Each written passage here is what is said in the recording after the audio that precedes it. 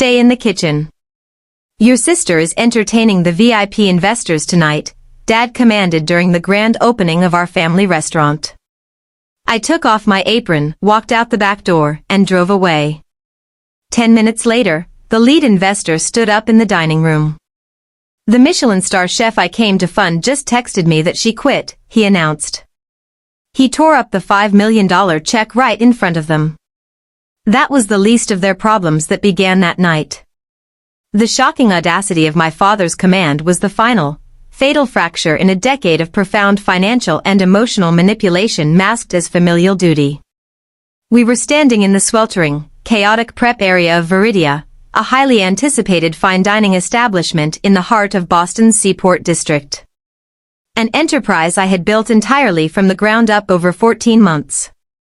The dining room beyond those swinging metal doors was packed.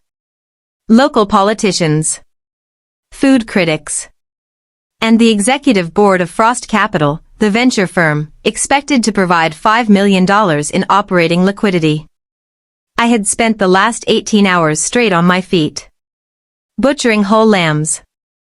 Reducing complex demi-glace. Directing 20-line cooks to ensure opening night was flawless. My father, David, stood blocking the exit in a custom Italian suit, his face flushed with the arrogant thrill of playing the successful restaurateur while contributing absolutely nothing to the actual labor. You want me to stay hidden while Vanessa pitches my entire menu to the firm? I asked, lowering my chef's knife onto the cutting board. David adjusted his expensive silk tie and looked at me with pure, unadulterated condescension. Vanessa has the personality for the front of house. She knows how to talk to people with money. You are covered in grease and bone broth. You just cook the food. Let your sister secure the capital. If you already know where this is going and you are already angry, you should be. Hit that like button right now. And if someone sent you this video, subscribe to the channel. Because we post stories like this every single week. Now let's talk about how we got here. I had spent 7 grueling years in Lyon, France, working my way up from a vegetable chopper to executive chef of a globally recognized establishment, eventually earning my own Michelin star through relentless, exhausting labor. 2 years ago, David and my mother, Helen, had flown to France. They sat in my small apartment and wept. They begged me to come home to Boston. They claimed they had secured a prime location and wanted to build a legacy family business.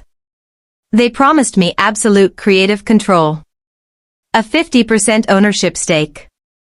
They would handle the business side. Vanessa would manage the front of house. Vanessa had a communications degree and 0 restaurant experience. But my parents had spent her entire life shielding her from actual effort, treating her as a delicate prodigy who simply needed the right platform to shine. I trusted them. I signed the paperwork. I came home. I did not discover the fraud until 3 hours before opening night. I had walked into David's office to retrieve dietary restrictions for the VIP tables. On his desk, completely exposed, was the 70-page investor prospectus created for Frost Capital. I picked it up expecting financial projections. Instead, I found a fabricated corporate hierarchy listing Vanessa as the sole founder, chief executive officer, and culinary visionary of Viridia. My name was absent from the executive roster entirely. When I flipped to the back appendix, I found myself buried in the staff directory. Kitchen manager. At-will employee. Fixed salary. 0 equity. In the company I designed. They used her name, her reputation, her international connections to get the meetings. Then they erased her from the paperwork. Drop a comment below if your jaw just dropped. And keep watching, because what happens next is deeply satisfying. My parents had used my name, my reputation, and my industry connections to secure the initial meetings with investors. But when it came time to legally incorporate, they placed the entire enterprise in Vanessa's name. They genuinely believed my culinary expertise was low-class, blue-collar labor. They believed Vanessa's ability to wear a designer dress and smile at wealthy men was the actual valuable asset. They assumed investors wanted a beautiful face to market the brand, entirely ignorant of the fact that high-level venture capitalists in the hospitality sector invest exclusively in the chef creating the product. I looked at David standing by those kitchen doors, utterly blind to the reality of the industry he was attempting to conquer. Genuinely believing he could lock the engine of a restaurant in a hot room and sell the empty chassis to billionaires. I did not scream. I did not throw pots. I did not demand an explanation. Confronting a narcissist in the middle of their perceived victory only allows them to manipulate the narrative. I simply replied that I understood his instructions. I watched his face break into a smug, satisfied smile as he told me to keep the venison portions small to maximize profit margins, then turned and pushed through the doors into the glamorous dining room. I did not return to the cutting board. I untied my apron, dropped it on the prep counter, looked at my sous chef and told him to box up his knives, because the service was dead. Then I walked out the rear door into the freezing night air. She walked away from everything she had built, because it was never legally hers to begin with. If this story is hitting different right now, subscribe to the channel. Hit the bell icon so you never miss a story. And keep watching, because Maxwell Frost is about to make an entrance. I drove 3 blocks to a quiet parking lot overlooking the harbor. Rolled down the window. Let the freezing coastal wind clear the smell of the kitchen from my clothes. Then I opened my phone and texted Maxwell Frost. Maxwell was the billionaire founder of Frost Capital, currently sitting at table 4 inside the restaurant.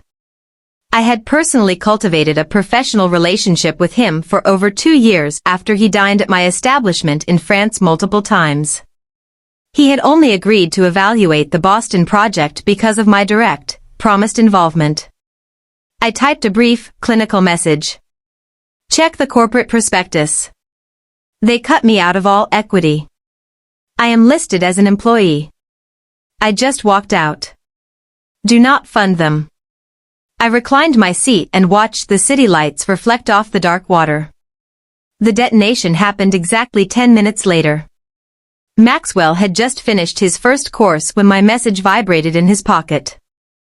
He read the screen, calmly wiped his mouth with a linen napkin, and requested a physical copy of the corporate prospectus from David. David, completely oblivious to the trap closing around him, eagerly handed it over, proudly pointing to Vanessa's photograph on the executive page. Vanessa stood beside the table in a stunning red gown, holding the ceremonial $5 million check that Frost Capital had brought for the press photographs. Maxwell stood up, ignored the cameras, and commanded the room. Where is Chef Nora? David stepped forward with a smooth, fabricated lie, claiming I was feeling unwell and resting in the back, insisting Vanessa was fully prepared to discuss the national franchise expansion. Maxwell looked directly at Vanessa, bypassing the financial questions entirely, and asked her to explain the enzymatic breakdown process used in the venison marinade she had just served him. Vanessa froze. The smile vanished. She looked at David in sheer panic. Completely incapable of pronouncing the basic ingredients, let alone explaining the complex chemistry of the dish she supposedly invented. She couldn't answer a single question about the food she claimed to have created. Not one. Comment below, what would you have done in this situation? And if you are watching this on someone else's recommendation, subscribe right now. This is exactly the kind of story we tell every week. Maxwell turned back to my father. He announced to the entire silent room that the Michelin star chef he came to fund had just texted him her resignation, because they had legally reduced the only valuable asset in the building to a kitchen manager. He reached out, took the ceremonial $5 million check from Vanessa's trembling hands, and tore it completely in half. Right in front of the entire executive board. Right in front of the local press. Frost Capital invests in culinary genius, he stated clearly. Not in fraudulent holding companies designed to fund a daughter's vanity project. He signaled his team. The entire board walked out, leaving my family standing in the center of a silent dining room. Completely exposed. Entirely devoid of the capital they needed to survive the night. The financial reality of their arrogance was devastating. David had not simply leased the building. He had secured a $2 million short-term bridge loan against his personal home to fund the marble, the construction, and the marketing campaign. He had banked his entire financial existence on Frost's $5 million injection. Without the funding, without a chef, the restaurant was instantly insolvent. My phone rang continuously for 3 hours. David, Helen, Vanessa. All ignored. Until an unknown number flashed on the screen. I answered. Maxwell's calm voice asked if I was still in the city. He told me to meet him at his hotel. We had a legitimate business to build. We spent 4 hours at a quiet bar on the top floor of his hotel drafting an entirely new corporate structure. I would retain 80% ownership. Complete creative control. Absolute legal authority over all operations. Frost Capital would provide full funding in exchange for 20% equity. My parents' names were not mentioned once during the entire negotiation. I signed the term sheet at 2 in the morning. 80% owner. Fully funded. 2 in the morning. While her family sat in the wreckage of their own greed.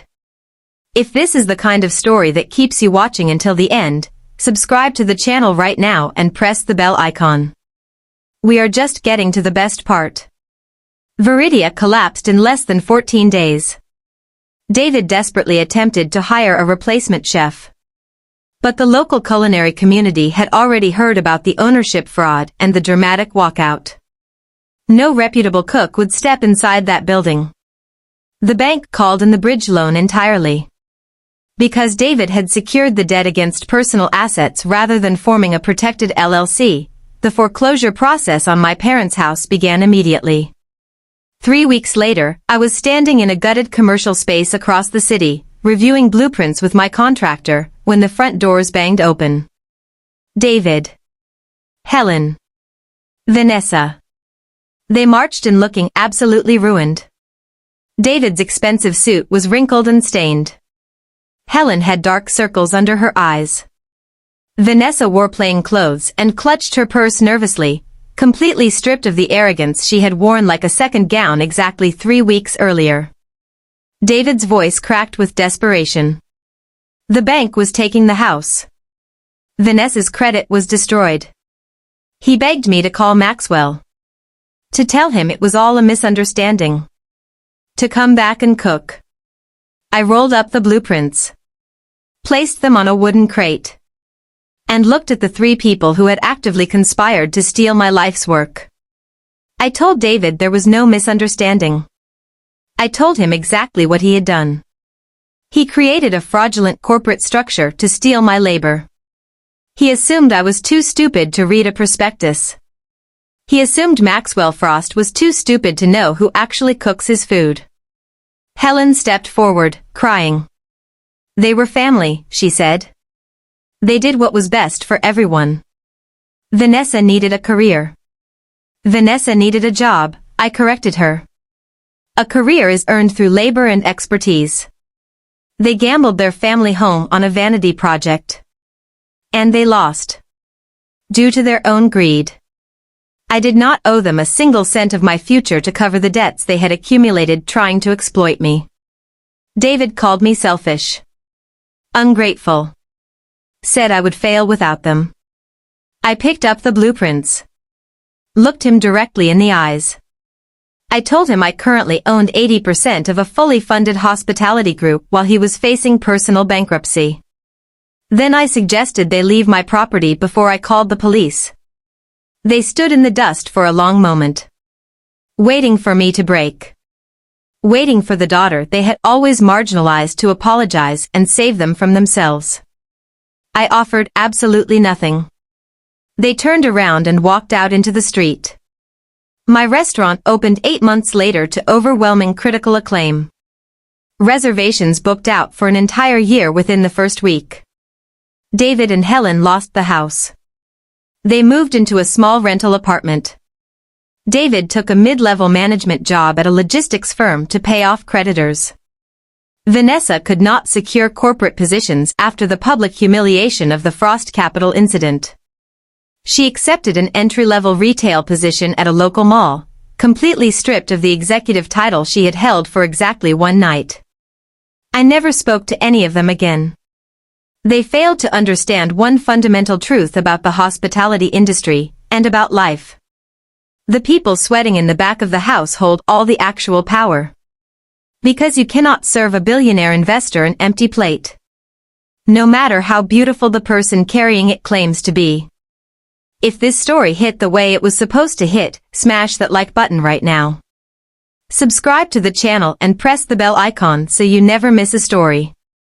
And drop a comment below, what would you have done when you found that prospectus? Tell us everything. We read every single comment. And we will see you in the next one.